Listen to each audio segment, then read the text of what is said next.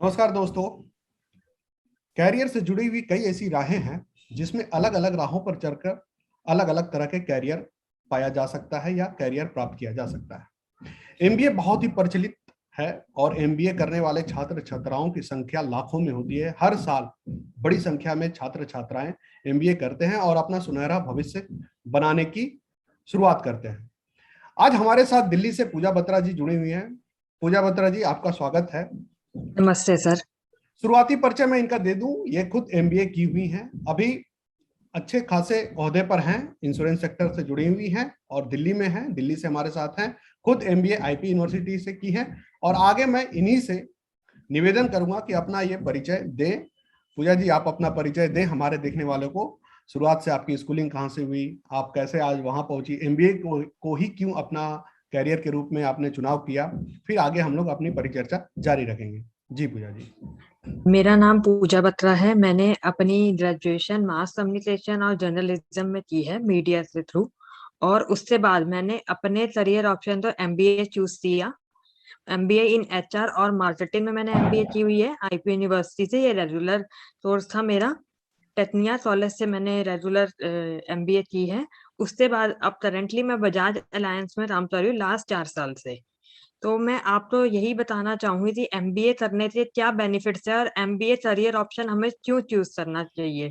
जैसे कि मैंने अपने बारे में अभी आपको बताया कि मैंने अपनी पहले मास कम्युनिकेशन जर्नलिज्म में ग्रेजुएशन करी, फिर मैंने एमबीए उठाया।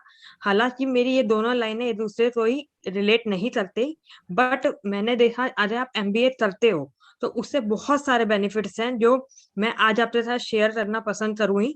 शायद आपको भी उस बारे में नॉलेज मिले और कुछ बेनिफिट आपको भी शायद उससे रिलेटेड मिले। तो मैं पहला बेनिफिट जो मेरे अकॉर्डिंग मुझे लगा है, अपिया जी, इससे पहले कि आगे बढ़ें, आप थोड़ा स्कूलिंग के बारे में बता दें, कहाँ से स्कूलिंग वगैरह हुई है। मैंने टैगोर इंटरनेशनल से अपनी स्कूलिंग कंप्लीट करी है। दिल्ली में उसके ही? बाद मैंने, हाँ जी, दिल्ली से ही। हाँ ठीक है। और मैं रहती भी दिल्ली में ही हूँ। मेरी सारी ग्रेजुएशन से लेके एमबीए मैंने दिल्ली में ही करी और अब मैं जॉब भी दिल्ली में ही कर रही हूँ। चलिए, बहुत तो अच्छा। हाँ जी। अब ये बताइए कि आप एमबीए में जुड़े हुए कैरियर से बता रहे थे, लेकिन उससे पहले कैरियर पर आए, उससे पहले कोई बच्चा को अगर आकर कंफ्यूजन की स्थिति में हो कि बहुत सारे कोर्सेज होते हैं, तो एमबीए का चुनाव क्यों करें उन सब कोर्सेज के बीच में? हाँ जी, मैं आपको सजेशन दूंगी। रीजन क्या है, आगे आपने देखा होगा दिल्ली में एमबीए से रिलेटेड, मैनेजमेंट से रिलेटेड बहुत वैकेंसियां हैं। यहाँ पे आईटी हब नहीं है जितना हमारा मैनेजमेंट हब है। अरे हम देखेंगे तो यहाँ आईटी से जॉब लिमिटेड है। आईटी का स्कोप जो है वो आपका बैंगलोर, पुणे, इन इन सिटीज में ज्यादा है as compare to Delhi. Delhi में क्या है, मैनेजमेंट लेवल पे मैनेजमेंट की चीजें ज्यादा हैं और एमबीए का स्कोप ज्यादा है। एमबीए फील्ड नहीं है, इसमें वास्ट हमारी स्पेशलाइजेशन आ जाती हैं। जिससे क्या होता है, अरे एक नॉर्मल बंदा जिसने एक नॉर्मल ग्रेजुएशन करी है उसे एक पर्टिकुलर फील्ड में नॉलेज मिलती है, वो स्पेशलाइजेशन करके उस फील्ड को एज अ करियर ऑप्शन लेके आगे बढ़ सकता है। तो मेरा ये मानना है कि एमबीए का बहुत स्कोप है। एमबीए में बहुत सारे ऑप्शंस होते हैं। एमबीए सिर्फ एक फील्ड नहीं है, उसके अंदर स्पेशलाइजेशन है जिसे हम लेके एज अ करियर ऑप्शन आगे बढ़ सकते हैं। रही बात अगर आप बीबीए की करेंगे तो आपने सिर्फ बीबीए में जो एक वर्ड पढ़ा होता है जैसे ह्यूमन रिसोर्स, उसी की ही ये वास्ट पढ़ाई है एमबीए, जिसमें हमें नॉलेज मिलती है, प्रैक्टिकल चीजें बताई जाती हैं और उसी एक्सप्लेनेशन और उसमें स्पेशलाइजेशन की पढ़ाई है ये। तो मेरा सजेशन यही है कि आप एमबीए का एज करियर ऑप्शन लेते चलते हैं और आप दिल्ली में रहते हैं तो इसका स्कोप बाहर भी है, ऐसा नहीं है बाहर इसका स्कोप नहीं है। पर हाँ, अगर आप दिल्ली में रहते हैं तो इसका स्कोप बहुत ज्यादा है। यहाँ आईटी और इनका हब नहीं है जितना मैनेजमेंट का है। जी। अच्छा, आपने मास कम्युनिकेशन से भी पढ़ाई की है, तो इसका मतलब क्या ये रखा जाए कि कोई बच्चा आर्ट से है या मास कम्युनिकेशन बैकग्राउंड का है, ग्रेजुएशन जिसके दूसरे सब्जेक्ट में है, वह भी एमबीए कर सकता है? बिल्कुल कर सकता है।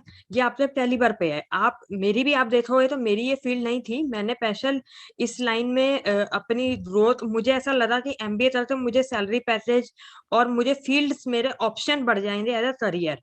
तो मेरा ये मानना है कि अरे कोई बंदा आर्ट्स से है, चाहे कोई उसने उस बीबीए नहीं भी किया हुआ या सेकंड बैकग्राउंड से है, तो ऐसा नहीं है कि उसके लिए एमबीए कोई मुश्किल है। एमबीए अपने आप में नॉलेजेबल स्टडी है जो आपके स्किल के ऊपर डिपेंड करती है आप कितने हार्ड वर्किंग हो।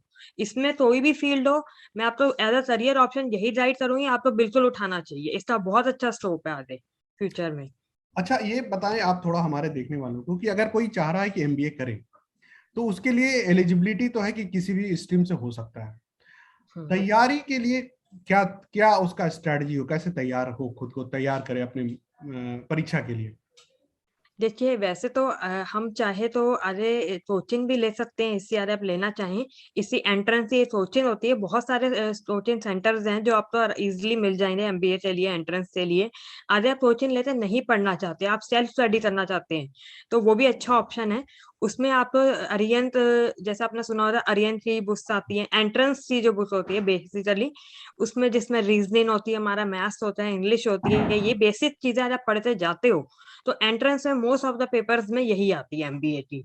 तो मैं तो आपको यही प्रेफर करूंगी, self study is best study. फिर भी आज आपको लगता है किसी पॉइंट पे आप नहीं कर पाओगे या आपको एक गाइडेंस की जरूरत है, तो आप एमबीए के लिए एंट्रेंस के लिए कोचिंग भी ले सकते हैं, वरना अरियन जैसी काफी सारी बुक्स हैं जो आप रेफर कर सकते हैं।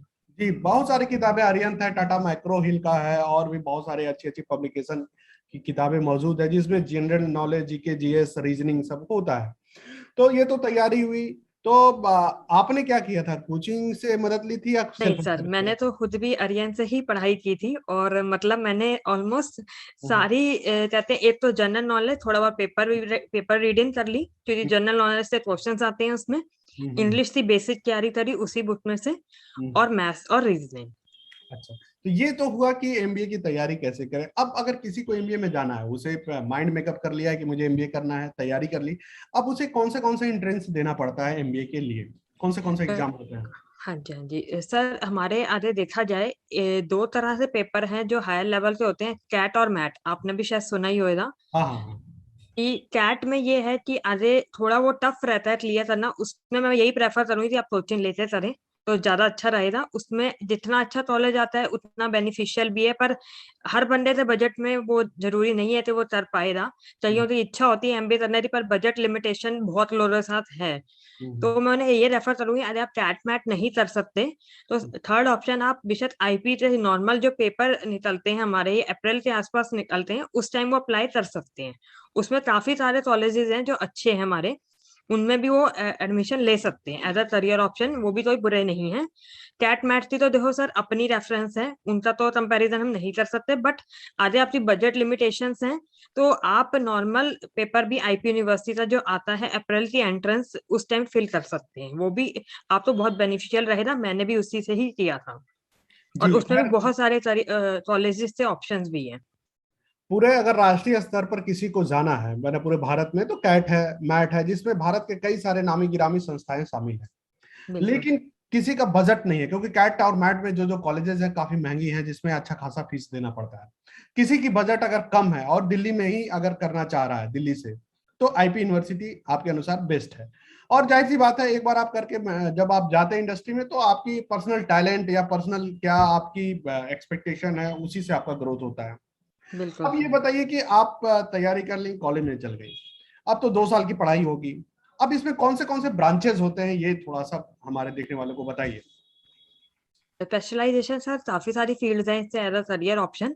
हम्म, पहला हमारा ह्यूमन रिसोर्स आप मान सकते हैं, human resource, marketing, IT sector, आपका marketing, finance, IB, international business जिसे हम बोलते हैं, ये थोड़ा नया है। इसमें क्या रहता है कि अगर कोई एक्सपोर्ट एक्सपोर्ट या इंपोर्ट का बिजनेस है उसका, उसे हम्म, वहां बहुत बेनिफिट मिल सकता है इसमें। या हम्म, आप तो फॉरेन में आपका मन है कि हाँ मुझे कुछ जॉब करनी है, या मुझे उनके मतलब उनका जो सिस्टम है, जैसे उनका एक्सपोर्ट इंपोर्ट से रिलेटेड जो जॉब्स होती हैं फॉरेन कंट्री में, वो इंटरनेशनल बिजनेस उसका बहुत अच्छा स्कोप है इससे रिलेटेड। इंटरनेशनल बिजनेस हो गया आपका, आईटी हो गया, ह्यूमन रिसोर्स हो गया, मार्केटिंग हो गया, और आपका ह्यूमन रिसोर्स हो गया। आई थिंक ये सारे फील्ड जो है मेनली अडॉप्ट किए जाते हैं एज अ करियर ऑप्शन। अच्छा, अगर इस सारे फील्डों में अगर बात करें कि सबसे ज्यादा जो स्कोप है, मतलब जिसमें अच्छा खासा स्कोप है, सबसे ज्यादा जिसमें प्लेसमेंट होती है, वो कौन सा फील्ड है? Plus marketing. मार्केटिंग। और सबसे ज्यादा पे स्केल किसमें लोग जा सकते हैं, मतलब अच्छा खासा पे स्केल पे? सर वैसे देखा जाए तो तीनों इक्वल हैं, पर सेल्स तो और मार्केटिंग तो है सबसे फर्स्ट है, जिसमें हमेशा पैसा ज्यादा ही होता है क्योंकि वो सेल्स की जॉब है, फील्ड की जॉब है, हम्म, इंसेंटिव अलग होते हैं उसमें। अब लिमिटेशन उससे बाद हाँ हम कंसीडर करते हैं, सेकंड ऑप्शन जो आता है आपका फाइनेंस और एचआर है। उनमें ये है कि अरे आप जाते हैं तो वो थोड़ी स्टेबिलिटी वाली जॉब्स है अच्छा, कि मार्केटिंग में पैसा ज्यादा है, अपॉर्चुनिटी ज्यादा है, लेकिन स्टेबिलिटी बिल्कुल इतना नहीं है। हाँ लेकिन एचआर, स्टेबिलिटी, जी, हाँ जी सर एचआर और स्टेबिलिटी का फाइनेंस है। में, एचआर और फाइनेंस में स्टेबिलिटी ज्यादा है। और हाँ जी थोड़ा सर। अगर कोई आराम तलबी टाइप का आदमी है, बहुत ज्यादा दौड़ भाग नहीं करना चाहता है, तो उसके लिए कौन सा लाइन ठीक है, जिसके लिए पैसा बहुत मायने नहीं रखता है, लेकिन आराम, थोड़ा स्टेबिलिटी सर ज्यादा। फिर तो सर ह्यूमन रिसोर्स या फिर वैसे गर्ल्स के लिए तो सर मैं यही प्रेफर करूंगी, ह्यूमन रिसोर्स काफी अच्छी फील्ड है। अरे आप इससे ये कर लेते हैं तो ये होएगा कि अरे आप एज अ फ्रेशर भी स्टार्ट करते हैं और एमबीए इन एचआर कर रही होती है तो आपकी सैलरी इंक्रीमेंट में बहुत बहुत ज्यादा स्कोप मिलेगा इससे एमबीए करने से, वो भी रेगुलर। मैं जी। आपको यही प्रेफर करूंगी कि आप रेगुलर करें। इधर आप कॉरेस्पॉन्डेंस से पढ़ेंगे उतनी नॉलेज नहीं मिलेगी जितनी आपको एक रेगुलर सोर्स से मिलेगी।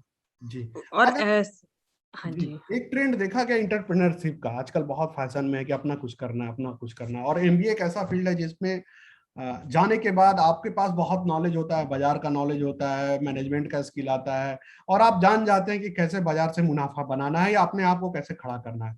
तो अगर किसी का लक्ष्य है कि 2 साल, 4 साल, 10 साल बाद काम करने के बाद अपना इंटरप्रेन्योरशिप मुझे शुरू करना है, बिल्कुल। तो उसके शुरुआती लेवल में कौन से ब्रांच में जाना चाहिए जिसमें ज्यादा आप सीखते हैं कि कैसे अपना सेल्फ का बिजनेस या सेल्फ का अपना इनिशिएटिव लिया जा सकता है आगे चल।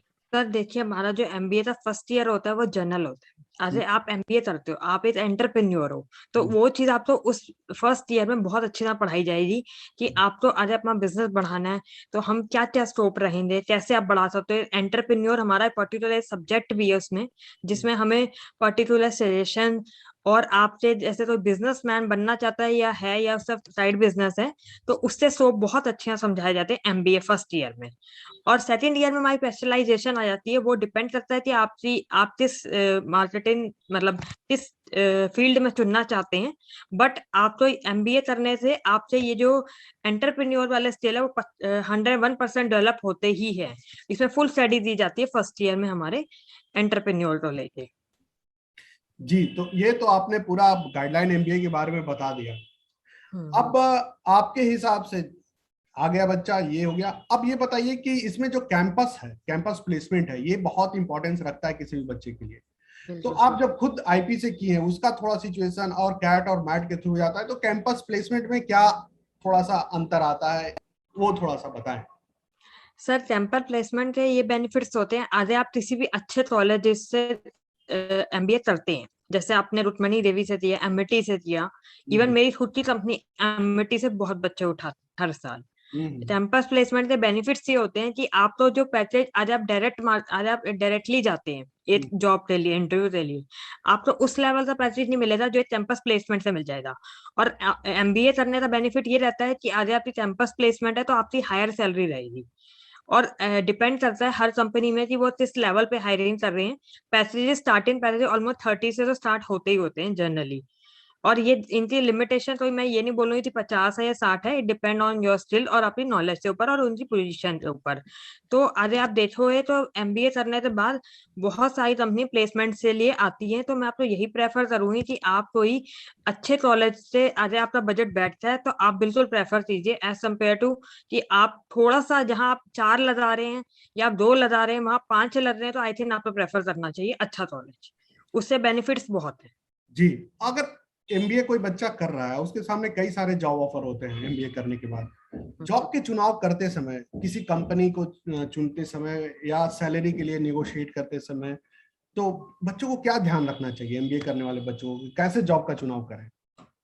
देखिए सबसे पहले तो सर आप तो ये डिपेंड करता है, सबसे पहले तो आपका इंटरेस्ट इस चीज में, इंटरेस्ट सबसे पहले बेसिक चीज है।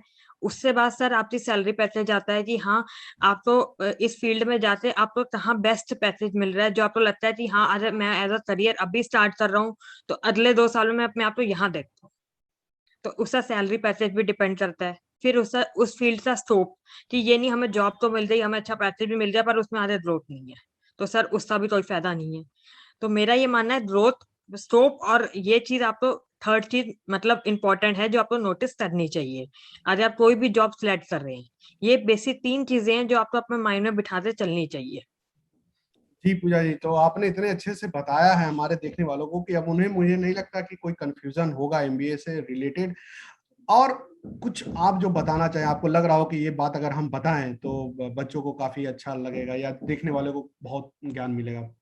देखिए, मेरा तो यही मानना है, मैं तो यही सजेस्ट करूँगी, एमबीए आपको ज़रूर एज़ अ करियर ऑप्शन उठाना चाहिए। रीज़न इसके पीछे यही है कि आज आप कभी भी हायर लेवल के लिए जाते हैं, आप जाते हैं टीम लीडिंग प्रोफाइल के लिए या फिर आपको कोई टीम को डील करना है या लीडरशिप के लिए जाते हैं, तो इसमें आपसे इवन आप बिजनेसमैन भी है, तो भी आपसे एंटरप्रेन्योर से बहुत स्किल बढ़ेंगे, इसका तो बहुत अच्छा है। प्लस आपको एज़ अ करियर ऑप्शन बहुत मिलेंगे। यही आप बीबीए करते जाएँगे, आपको इतना करियर ऑप्शन नहीं मिलेंगे। यही आप एमबीए 2 फील्ड में स्पेशलाइजेशन कर लेंगे, आपके पास 2 फील्ड तो आपकी पक्की हो गई कि हाँ, ये 2 ऑप्शन तो हमारे पास है ही हैं। उसमें एमबीए का ऐसा नहीं है आपने उसी फील्ड में स्पेशलाइजेशन करी तो आपको बेनिफिट नहीं मिलेगा। आज आप किसी भी हायर लेवल के लिए जाते हैं मैनेजमेंट में, मोस्ट ऑफ द जॉब हमारी दिल्ली में मैनेजमेंट रिलेटेड ही हैं, तो उसका बेनिफिट ये मिलता है कि आपको वहाँ पे भी ये चीज़ काम आएगी। चाहे आपने, मैं ये नहीं कहती आपने उसमें उसी पर्टिकुलर एचआर है तो आपने एचआर में ही स्पेशलाइजेशन करी तो आपको एचआर में ही बेनिफिट मिलेगा, नहीं। एमबीए आपने करी है, रेगुलर करी है और आपको उसका स्कोप ये बेनिफिट मिलेगा कि आप हायर लेवल पे जाते हो तो आपका प्रमोशन और इंक्रीमेंट जल्दी होते हैं। उस बंदे को ज्यादा प्रेफर किया जाता है जो ज्यादा क्वालिफाई होता है। एक विदाउट एमबीए करा बच्चा है और एक एमबीए करा बच्चा है, तो एमबीए वाले तो फर्स्ट प्रेफरेंस हमेशा ही दी जाती है। और आप वही बच्चे ने रेगुलर किया हो तो उसका बहुत बेनिफिट है। प्लस आपसे मल्टीपल ऑप्शन खुलते हैं आपकी फील्ड के अलावा ऊपर लेवल के लिए भी। तो मेरा तो आपको यही सजेशन है कि अगर एमबीए करियर ऑप्शन आप अडॉप्ट करते हैं तो आपके ऑप्शन बढ़ेंगे, घटेंगे कभी नहीं। बहुत धन्यवाद पूजा जी, आपने अपना बहुमूल्य समय दिया। आप जॉब से किसी तरह समय निकाल कर दी ताकि देखने वालों को कुछ फायदा पहुंचे, हमारे दर्शकों को फायदा में पहुंचे।